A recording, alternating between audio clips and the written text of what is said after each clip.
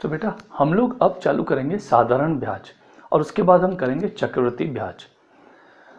Level 1 वालों के लिए साधारण ब्याज है और लेवल 2 वालों के लिए दोनों है, तो हम दोनों पढ़ेंगे। जिसको इच्छा, देखो बेटा पढ़ाई आप ऐसा कुछ नहीं है, और ज़्यादातर बच्चे ये सोचते हैं कि साधारण ब्याज इजी है और चक्रवृद्धि ब्याज मुश्किल है, जबकि उल्टा होता है।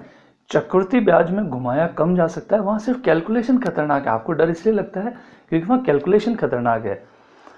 साधारण ब्याज सिंपल लगता है, परंतु ये घुमाएगा। कैसे घुमाएगा अभी हम आगे पढ़ेंगे। तो पहले तो समझ लें कि साधारण ब्याज किसको कहते हैं, ब्याज किसको कहते हैं। तो ब्याज हम जानते हैं कि हम किसी से पैसा लेते हैं तो हम उसे ब्याज देते हैं। ब्याज इसलिए देते हैं बेटा क्योंकि दो रीज़न से, एक तो कि अगले वाले ने हमें पैसा दिया यूज़ करने के लिए, दूसरा हमारे देश में महंगाई ज़्यादा है इसलिए हमें ब्याज देना पड़ता है। क्योंकि महंगाई का मतलब है कि हमारे रुपए की वैल्यू कम हो रही है, तो जब मैं 1 साल बाद पैसा किसी को चुकाऊं तो उसको कुछ एक्स्ट्रा दूं, नहीं तो उसको कोई फ़ायदा नहीं होता है। जापान एक ऐसा देश है जहाँ पे महंगाई नहीं है, तो वहाँ ब्याज दर 0 है। तो खैर ये अपने जी के नहीं पढ़ रहे हैं, अपने गणित पढ़ रहे हैं, तो हम साधारण ब्याज पढ़ेंगे। साधारण ब्याज में हमें कुछ नाम हमें ध्यान रखने चाहिए कि जिसको हम कहते हैं मूलधन। ये वो धन होता है जो हम उधार देते हैं, मूल। इसको हम गणित में पी बोलते हैं, पी यानी प्रिंसिपल। प्रिंसिपल, एक प्रिंसिपल सर होते हैं, वो अलग स्पेलिंग होती है, PLE होता है मूलधन। एक होता है ब्याज दर, ये होता है प्रति वर्ष, प्रतिशत प्रति वर्ष। एक होता है समय, टाइम, T। ब्याज दर को मैं लिखता हूं R, समय को लिखता हूं T से, और जो ब्याज निकलेगा उसको मैं लिखूंगा I यानी इंटरेस्ट। और मिश्र धन को क्या लिखता हूं मैं, अमाउंट। मिश्र धन क्या हो गया, मूलधन प्लस ब्याज इज इक्वल टू मिश्र धन, और इसको मैं कहता हूं अमाउंट, अमाउंट यानी एक। तो यह नामकरण हमें ध्यान रहना चाहिए कि मूलधन किसको कहते हैं, कि मूलधन वो पैसा होता है जो हम उधार देते हैं। तो साधारण ब्याज में ब्याज हमेशा हमेशा, चाहे पहले साल हो, दूसरे साल हो, तीसरे साल हो, चौथे साल हो, ब्याज हमेशा मूलधन पे होगा।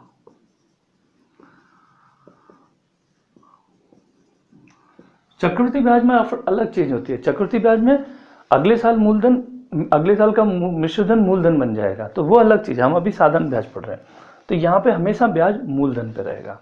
दूसरी चीज हमें ध्यान रखनी है कि जो ब्याज दर दे रखी है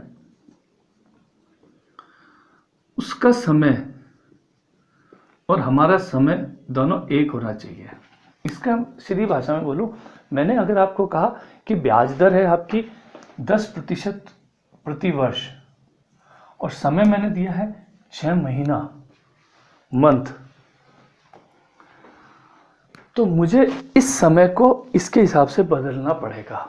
तो यानी मैं इसको कैसे लिखूंगा, 6/12, क्योंकि 1 साल को कैसे बदलूंगा, 6 महीने को 1 साल में कैसे बदलाऊंगा उसको, तो 6 महीने को हम क्या बोलते हैं, आधा साल, तो आधा साल हो गया। ये चीज करना ना भूलें। अच्छा, अब आप लोगों ने बहुत बार ये सुना होगा, जैसे आम बोलचाल, कि भैया रुपए लोन लिया कितने में, कि साहब 2 रुपया सैकड़ा। जानते हैं ना, अपने बोलते हैं कि 1 रुपया सैकड़ा, 2 रुपया सैकड़ा ब्याज मिलता है, 2 रुपया सैकड़ा। ये क्या होता है, देखो बेटा, वो जो बात होती है, वो 2 रुपया सैकड़ा जो बात कर रहा हूं मैं, ये होता, देखो सैकड़ा क्या है, प्रतिशत। सैकड़ा मतलब 100, कि 2 रुपया 100 पे, 100 पे 2 रुपया ब्याज। पर कौन सा, प्रति माह। इसका मतलब ये मत समझ लेना कि 2 रुपया सैकड़ा मतलब 2% पर एनम, नो। 2 रुपया सैकड़ा प्रति माह होता है। इसका मतलब है 2 × 12 कितना हुआ। तो जब मैं कहता हूँ 2 रुपया सैकड़ा, इसका मतलब अपनी बैंक की नीति, मतलब जो परसेंटेज पर एनम के हिसाब से क्या रेट हो गई, 24% हो गई। तो इसे कहते हैं, अच्छा बहुत से लोग सैकड़ा भी नहीं बोलते, मिति बोलते हैं। 1.5 की मिति दी, मिति होती ना, आप लोगों ने कुछ सुना होगा। तो ये कुछ नहीं है, ये पर मंथ होती है, पर महीना है, याद रखना। ये पर ईयर नहीं होती है, पर एनम नहीं होती है। तो अब हमें इसका फॉर्मूला बहुत सिंपल है बेटा, principal into rate into time. ये 100 कहाँ से आया, क्योंकि प्रतिशत जब होता है, जैसे 10% लिखना है तो मैं 10 को कैसे लिखूंगा, जब प्रतिशत हटता है तो उसको मैं ऐसे लिखता हूँ, इजिकल टू आई। तो ये फॉर्मूला मुझे क्या देगा, ब्याज देगा। तो मिश्र धन मुझे निकालना होगा, तो मैं क्या करूंगा, P plus I is equal to A. बस इतनी सी रामायण हमें समझनी है, बाकी सारा मोह माया है। इन्हीं से इतने से अच्छा, अब क्या होता है, मैं आपको बोलूंगा कि जितने कम फॉर्मूले याद रखोगे उतना आप जीतोगे। आपको फॉर्मूले में खेलना आना चाहिए। अब जैसे ये मेरा फॉर्मूला है, मेन फॉर्मूला। अब 3-4 चीजें हमारे पास है, तो आपको कोई 3 चीजें मिलेगी और चौथी चीज निकालनी होगी। तो ये 3 दिया तो ये निकल गया। कल को ये हो सकता है मैं ये नहीं दूं, ये 2-3 दे दूं, तो मैं क्या करूंगा, इसी फॉर्मूले में आपको क्या करना रखना है, तो क्या करना होगा, ये दोनों पता होगा तो हम ये इसको उधर ले जाएंगे। तो P निकालना होगा तो क्या हो जाएगा, I इंटू 100 बटा R इंटू टी। ये 100 ऊपर चला गया, ये नीचे आ गया। यही R निकालना हो तो क्या हो जाएगा, I इंटू 100 बटा P इंटू टी हो गया। यही T निकालना हो तो क्या हो गया, I इंटू 100 बटा P इंटू R। आपको ये 4 फॉर्मूले, अच्छा आपको बहुत सी किताबों में चारों फॉर्मूले लिखेंगे और बच्चा कह, अरे बाप रे बाप इतने फॉर्मूले रटने पड़े। अरे कोई फॉर्मूला, मैं तो कहता हूँ इसको भी लिखने की जरूरत नहीं है। आप तो जो चीज़ मिसिंग हो उसको x मान लो, या x भी मत मानो, r को r मान लो, t को t मान लो, p को p मान लो, i को i मान लो, बस सारा खेल इसी से हो जाएगा। कभी मतलब मेरा आप सलाह मानो, ज़्यादा फॉर्मूलों में मत पढ़ो कि ये इसका ये है, नहीं, एक बेस फॉर्मूला कर लो, उसको खेलना सीखो, तो आपको गणित में कॉन्फिडेंस से नंबर आएंगे, आराम से आएंगे, बिना लोड के आएंगे, नहीं तो बैंड बच जाएगी। तो अच्छा, अब इसमें सवाल किस तरह के आते हैं, तरह तरह के आते हैं, इसमें किस्त के भी सवाल आते हैं। तो अब हम क्या करेंगे, हम सवाल चालू करेंगे और जैसे जैसे सवाल आएंगे मैं आपको कंसेप्ट सिखाता जाऊंगा। तो अब बेटा, अब हम लोग कुछ सिंपल इंटरेस्ट के कुछ सवाल करते हैं। तो पहला तो बहुत सिंपल सवाल है, जस्ट मैं आपको ये समझा देता हूं कि जैसे ये कहा कि कोई धन 5 साल बाद, मतलब समय दे दिया 5 साल। देखो हमेशा मैथमेटिक्स में आपको सवाल उतारना आना चाहिए। मैंने कहा समय 5 साल है और इसने कहा कि धन 3 गुना हो जाता है। धन 3 गुना हो जाता मतलब जो मूलधन था, सपोज 1 था, तो मिश्र धन क्या हो गया है, 3 हो गया है। इसका मतलब ब्याज कितना था, मिश्र धन माइनस मूलधन यानी 2, ठीक है। यानी 1 रुपये में मेरा ब्याज कितना हो गया है, 2 रुपये हो गया है। तो ब्याज दर कितनी प्रतिशत है। अब देखो मुझे सारी चीजें मिल गई, मुझे निकालना क्या है, ब्याज दर, ये निकालना है। तो मैं क्या करूंगा, P क्या है, 1 है, R निकालनी है, T 5 है बटा 100 इजिकल टू I क्या है, 2 है। तो R क्या हो गया, 2 इंटू 100 बटा 5। तो मैंने कहा मेरा आंसर क्या आया, 40% आ गया। सिंपल। 3 गुना हो जाता है, 3 गुना बढ़ नहीं जाता है, 3 गुना हो जाता है। यानी जो मूलधन 1 था वो मिश्रधन क्या हो गया है, 3। इसका मतलब ब्याज क्या था, 2 रुपये। तो 1 रुपये का ब्याज 2 रुपये मिल गया मुझे, समय मुझे पता था, तो ब्याज दर खेल गया। तो आपको चीजें निकालनी है और उसको सॉल्व करना है। अब देखो, क्योंकि देखो सीधा सवाल नहीं देंगे। अब देखो दूसरा सवाल है कि 1600 रुपये का, यानी P क्या दे दिया, 1600 रुपये, और इसने कहा समय क्या दिया, 2 वर्ष और 3 महीने, और साधारण ब्याज क्या है। अब इसने मेरे को ब्याज दे दिया 252 रुपये और मुझसे पूछता है कि R निकालो। कोई बात नहीं जी, निकाल लेंगे। P 1600 है।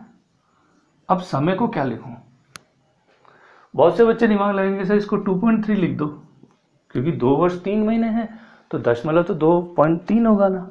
नहीं, बहुत से बच्चों का दिल टूट गया, अरे सर आपने हमारा कहना नहीं माना। अरे बेटा, 2 वर्ष 3 महीने कैसे लिखोगे, देखो 3 महीने कितने होते हैं, 1/4, 3/12।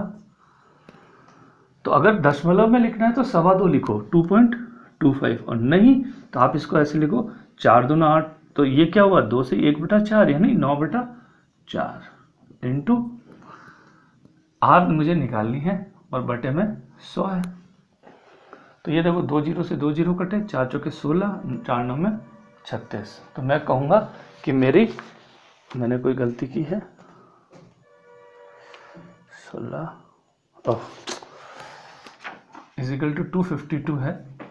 तो आर क्या हुआ, 252/36। देखो इसको 9 × 4 ही लेने दो। अब देखो 9 का भाग जाएगा, 9 दूना 18, 7 8 28 और 4 7 28। तो मेरे को लग गया कि ब्याज दर क्या है, 7% है।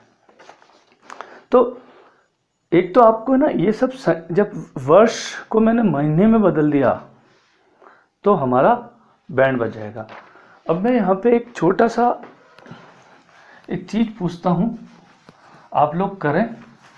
और ये वैसे इससे संबंधित सवाल नहीं, पर मैं आपको बताता हूँ कि गलती क्या होती है। मैं अगर कहूँ आपको कि 34 वर्ष और 34 वर्ष और 2 महीने का बटा 2 क्या होगा, 34 वर्ष नहीं सॉरी 35 वर्ष और 2 महीने का बटा 2 क्या होगा।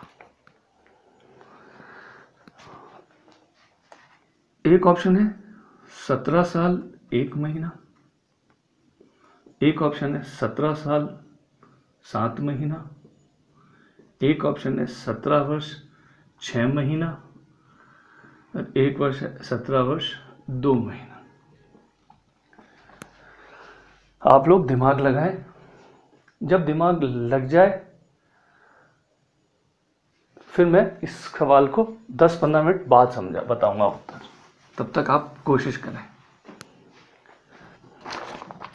अब हम अगला सवाल करते हैं। तब तक तीसरा सवाल है कि कोई धनराशि यानी कोई धनराशि 2 वर्षों में 756 हो जाती है और 3.5 वर्षों में 873 हो जाती है। तो बताओ ब्याज की दर क्या है।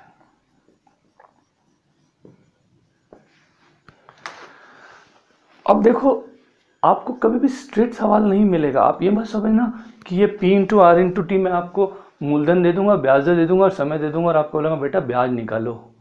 ऐसे लड्डू तो अगर आगे तो समझ लेना पिछले जन्म में बहुत पुण्य किए थे और ऐसे किए नहीं होंगे। अगर किए होते तो ये दिन नहीं देखने को पड़ते बेटा, इसलिए कोशिश कर लो। तो अब इन्होंने क्या दिया मुझे, 2 मिश्रधन दिया है, मूलधन दिया ही नहीं है, 2 मिश्रधन दिया है। अब मुझे दिमाग लगाना पड़ेगा।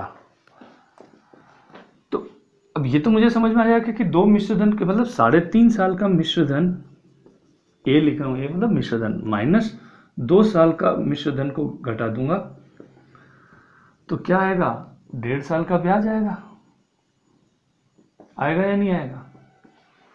देखो 3.5 साल का मिश्रधन क्या होता, मूलधन प्लस 3.5 साल का ब्याज।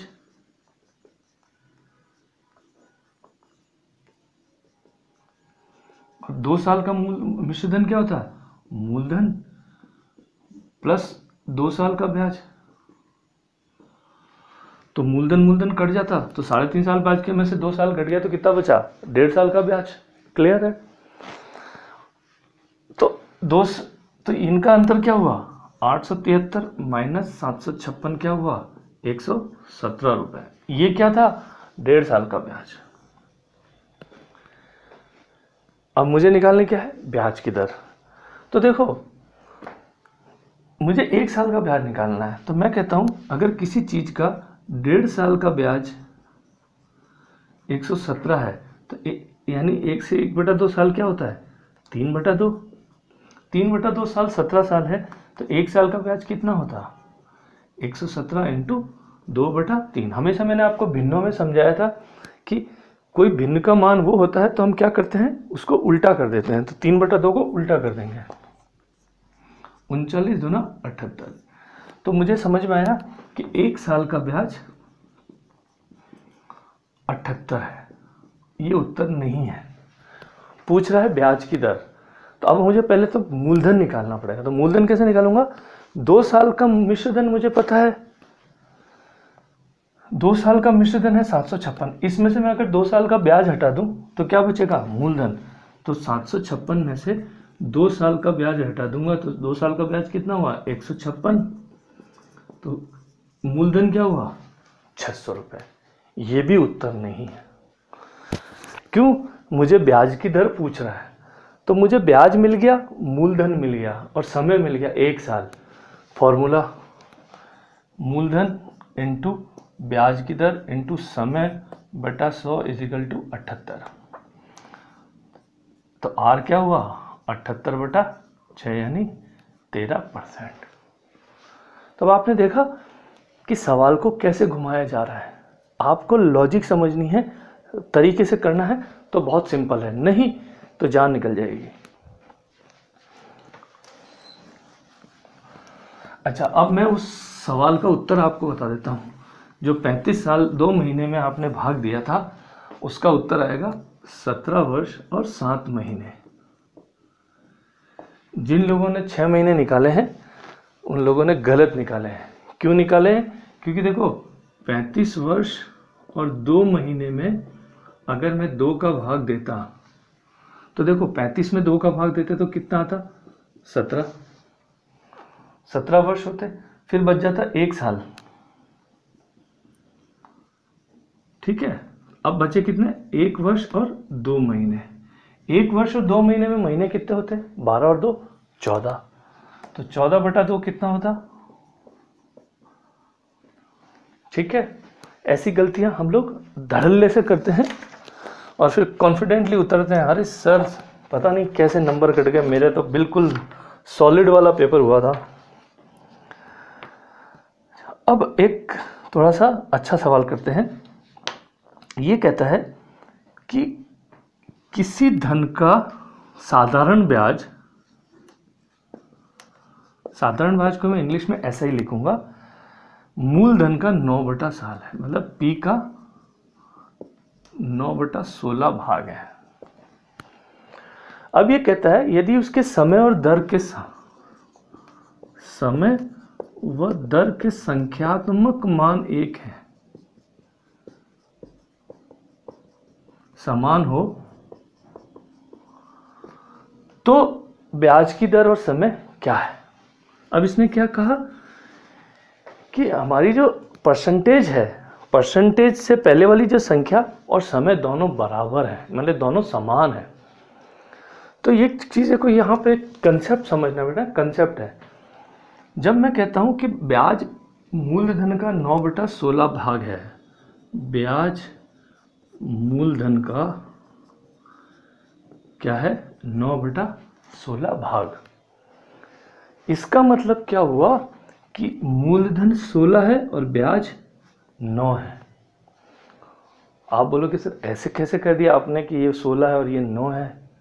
तो देखो एक चीज समझो, जब मैंने कहा कि मूलधन का 9/16 भाग है, यानी अगर मूलधन 16 होता तो उसमें से 9 हिस्सा किसका होता? ब्याज का होता। 9/16 जब मैं संख्या कहता हूं 1/2 मतलब 2 में से 1, तो 9/16 मतलब 9 में से 16 में से 9। इसका मतलब ब्याज 9 हो गया, मूलधन 16 हो गया। तो अब देखो ये हमारा फॉर्मूला ये यूज करना है। अब ये इसने कहा कि R और T जो दोनों हैं ये दोनों एक संख्या है, यानी अगर ये x है तो ये भी x है। अब देखो P मेरे को पता पड़ गया 16 है, इंटू x बटा 100 इजिकल टू 9।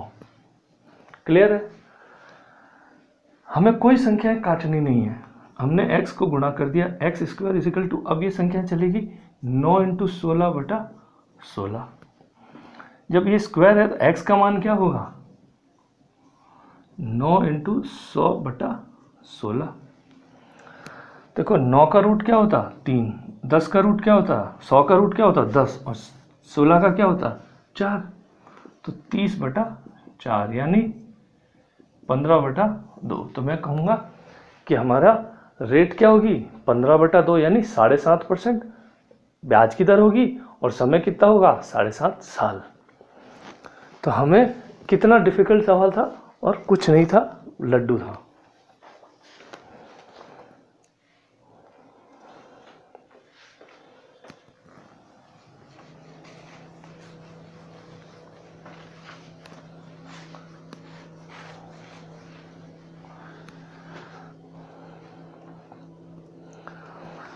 अब देखो एक सवाल दिया, अगला सवाल देखो, ये कहता है कि एक साहूकार को ज्ञात हुआ कि ब्याज दर 8 से 7.25 होने पर उसकी वार्षिक आय में 61.50 रुपये की कमी आ गई। यानी कोई ब्याज दर से उसको पैसा मिलता था, अब ब्याज दर कम हो गई। तो इसका मतलब क्या हुआ बेटा कि हमारा जो फॉर्मूला है P into R into T बटा 100 इज इक्वल टू, तो हमको एक साल का ब्याज में कमी आई, वार्षिक आय यानी एक साल। तो अब देखो P निकालना है मुझे, आर क्या निकालूंगा मैं बेटा, देखो हमारा क्या है 7 से 3/4 इंटू समय बटा 100 इज इक्वल टू हमारे कितनी कमी आई है 61.50 रुपये। यानी जो 61 रुपये 50 पैसे दिया वो क्या था 8 में से 7.25 का घटाने का ब्याज दर। तो मैंने क्या किया, ब्याज दर घटा दी। अब देखो 8 में से 7 से 3/4 घटाएंगे तो क्या बचेगा 1/4। तो P क्या हो गया 61.50 इंटू 400, तो ये हो गया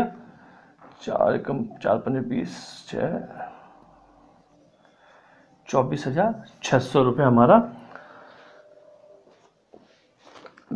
मूलधन हो गया। अच्छा, अब जैसे कभी ऐसे सवाल आता है, अगला सवाल देखो बहुत सिंपल सवाल है, वो कहता है कि साधारण ब्याज मूलधन का 40% है, समय 5 साल है, तो बताओ ब्याज की दर क्या होगी। बहुत सिंपल है, सीधा सीधा 40 में 5 का भाग दे दो। देखो 40 में 5 का भाग दिया तो क्या है 8%। तो कुछ सवाल तो आप ऐसे ही कर सकते हो बिना इसके, ये बस आपको कंसेप्ट क्लियर होना है। आप बोलोगे सर ये कैसे कर दिया, मैंने कहा साधारण ब्याज मूलधन का 40% है, ठीक है। तो अगर 40% का मतलब क्या है 100 मूलधन है तो ब्याज क्या हुआ 40 हुआ, समय दे दिया तो फॉर्मूला यूज कर लोगे।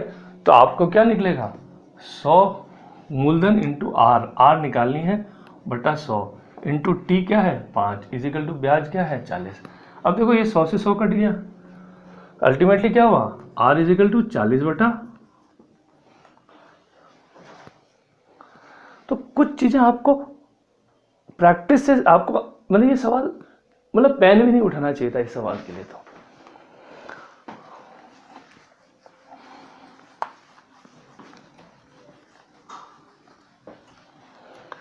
अब देखो एक और सवाल करते हैं।